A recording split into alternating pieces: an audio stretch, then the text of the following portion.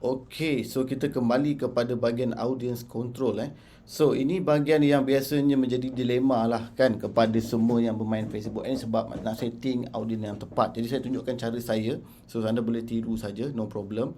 So pergi dekat audience control ni, kita nak set kriteria ke mana iklan kita nak dihantar, lokasi apa. Alright, jadi kita kan edit. Macam saya contoh, kalau saya nak jual rumah dekat Melaka sebab saya base kat Melaka Okey, saya type kat sini biasanya kalau galakkan menggunakan bahasa Mak Saleh lah Melaka State. Jadi sebenarnya saya nak fokus kepada Melaka. Cuma bila saya tengok iklan saya ni, bila kita jual rumah kan, kita kena faham konsep adalah rumah ni berkaitan dengan location. So kalau kita contoh kita rumah kita dekat Bandar Melaka, so of course kita kena tahu radius mana rumah ni kita punya customer property ataupun listing yang kita nak promote ni boleh diterima oleh audiens yang berada dekat mana. Contoh kalau katalah Melaka boleh jual kat KL pun okey, no problem. Dan untuk menggunakan location ni sebenarnya saya suka terus menggunakan drop pin, which is teknik saya mudah saja. Saya akan drop pin dekat, kita boleh zoom dekat dalam ni, so kita pin dekat jalan raya ataupun simpang. So saya, dan bila anda pin, so Facebook akan terus suggest 10 miles, okey. Tapi try untuk kecilkan dia, sebab bila kita tekan 10 miles, anda tengok so dia punya audience ni besar. Bajet kita RM30 je. Ni yang maksud saya tu, bila kita kena matchkan kita punya bajet. Bila bajet kita kecil, so kita terletak terlampau besar audience size ni, nanti iklan kita tak tepat. Dia broad tapi tak tepat seperti audience yang kita nak. Contoh macam ni lah. Jadi apa yang saya suggest adalah try kurangkan sehingga kita try 3 miles dahulu. So bila kenapa saya pin drop tadi tu, saya drop dekat bahagian jalan raya ni, sebab kalau anda perasan dekat dalam map ni pun kita boleh nampak bahagian putih dengan bahagian hijau. Hijau ni maksudnya kawasan tu kawasan hutan lah, orang tak duduk kat situ. Jadi kita nak drop pin ni, iklan kita ni hantar dekat ramai orang duduk, ramai audience ni, kita target orang yang maksudnya kita expect ramai orang duduk kat area situ lah. Dan kenapa saya pin dekat jalan? Sebab biasanya nak bagi senang guideline kita.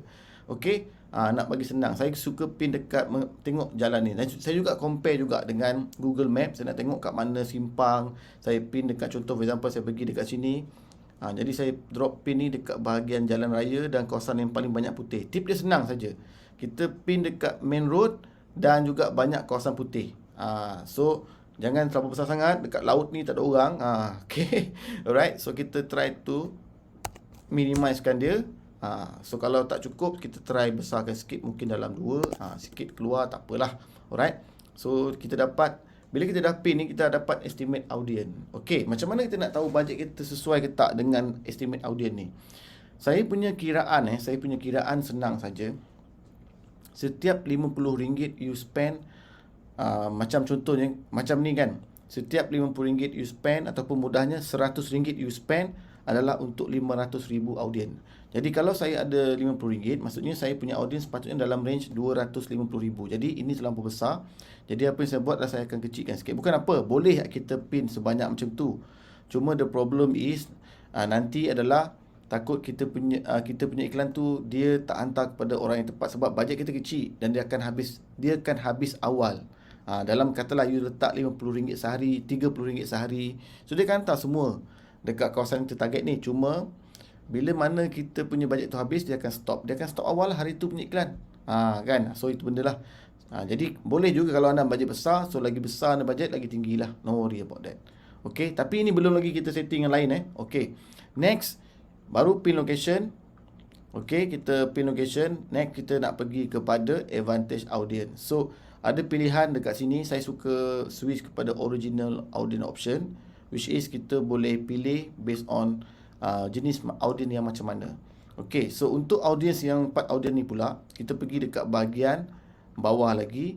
So selepas kita setting location tadi, okay, kita pilih umur. So umur ni penting juga tuan-tuan sebab biasanya kita kena faham siapakah orang yang mungkin akan berminat dengan iklan rumah kita. So saya suka tanya dengan banker. Okey, banker-banker semua saya akan tanya bulan lepas, 3 bulan lepas, umur macam mana yang aktif submit loan rumah. Ni tips lah saya bagi Jadi contohnya saya suka bila saya tanya, so bank kata daripada 28 tahun hingga ke umur paling banyak lah dia kata 40. So saya target macam ni lah. Jadi bila kita dah kecilkan skop umur ni, jadi audiens kita makin sikit. So dalam range macam ni sepatutnya RM30 sehari tu memang berkesan lah bagi saya. RM30 lebih kurang dalam RM200,000, okey. So number dia senang je tuan-puan. Setiap RM50, RM250,000. RM100, RM500,000. Macam tu. So kalau anda duduk dekat bandar besar, of course budget dia lagi besar lah. So macam Melaka ni kira okey lagi lah. Kita boleh dapat satu leads tu dalam bawah RM20. So macam mahal kan, tapi sebenarnya is okey. RM20 untuk satu leads bagi saya okey, sebab yang penting kita dapat nombor yang berkualiti bila menggunakan instant form. Okey.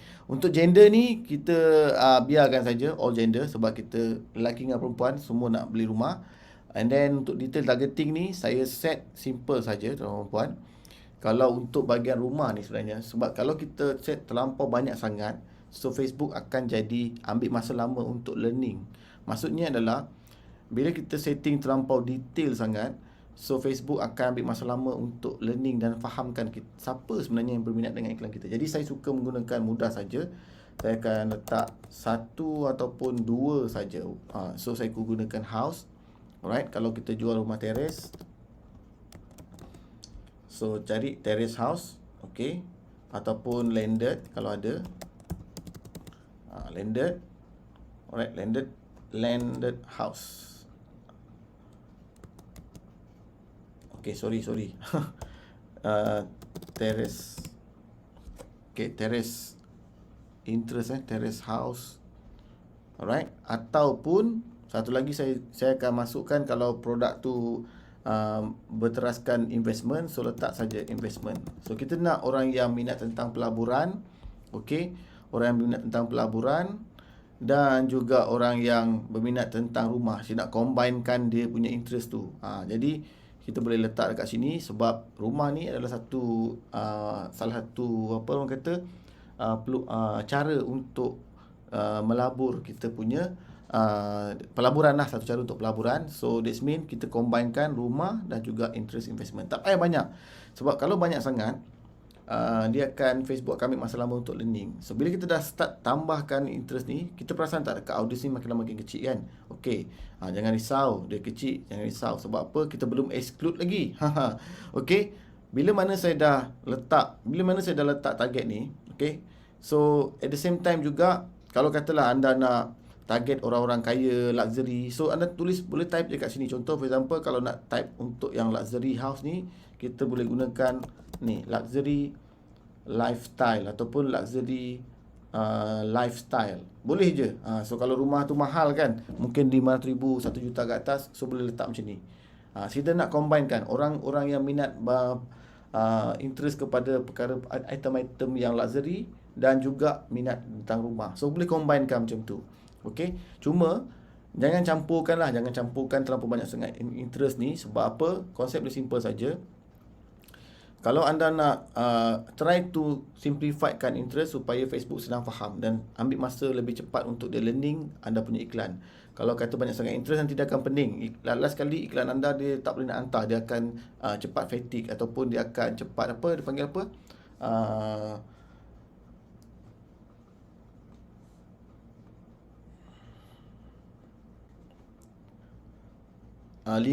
Dia akan cepat learning limited. So saya tersasu terlepas apa dia punya point dia. So nanti bila dia learning limited, maksudnya iklan anda tu memang tak perform lah. Okay, alright. So kalau katalah anda nak juga buat banyak interest ni, senang saja. So boleh create campaign baru. Nanti saya akan tunjuk macam mana nak buat banyak campaign. Banyak campaign ataupun banyak ad set baru. So pecahkan anda punya test tu, anda punya interest tu by ad set yang berbeza. Okey, supaya nanti daripada situ Facebook fahamlah. Okey, iklan ni hantar dekat orang-orang yang minat luxury dengan rumah. Lepas tu ad set yang kedua hantar kepada orang yang minat mungkin cikgu, LPPSA kan. Kita boleh hantar. Contohnya macam kalau kita nak type government server kan, senang je. Kementerian semua keluar. Pilih employer. Okey. So ini adalah kita target orang yang government servant. So boleh je, tak ada masalah. Contohnya Kementerian Pendidikan Malaysia. Ni target cikgu lah ni. Kan? So target cikgu ni boleh lah. Macam ni. Tapi numbers akan sikit Okay, makin banyak pilihan kita buat, dia akan makin kecil. Jangan risau. And then add exclusion. Ni penting juga sebab kita nak iklan kita dihantar kepada audien yang betul. Bila kita cerita tentang house ni, alright, so ejen hartanah pun akan nampak iklan kita juga. Betul tak? Jadi kita tak nak ejen hartanah ni klik kita punya iklan. Jadi kita excludekan real estate sales agent ke, industri ke, okay, real estate agent ke, macam ni, kita exclude. Anda boleh test lah kat sini, exclude, dan dia akan jadi makin kecil lah nanti dia punya numbers of estimate audience size ni. Dan bila mana untuk permulaan, so saya menggalakkan semua untuk tekan advantage detail targeting ni. Sebab apa tuan-tuan puan? Sebab kita nak Facebook ni, bila mana dia dapat grab, bila dia faham kita punya detail targeting ni, dan dia akan cari, dia akan reach, dia sendiri akan mencari audience yang related dengan kita punya setting interest ni. Okay. And then untuk bahagian language ni bergantung kepada kita punya jenis. Kalau contoh anda memang jual rumah tu untuk khas untuk Bumiputera saja, saya menggalakkan anda untuk type saja Malay ataupun English all. Senang. Tapi kalau kata rumah tu boleh semua, untuk non-bumi ke, bumi ke, biarkan kosong saja. Lagi satu, sebab kita punya copywriting pun akan memainkan peranan juga nanti, jangan risau. Alright. Okay, so settle untuk setting audience. Next kita akan pergi kepada placement.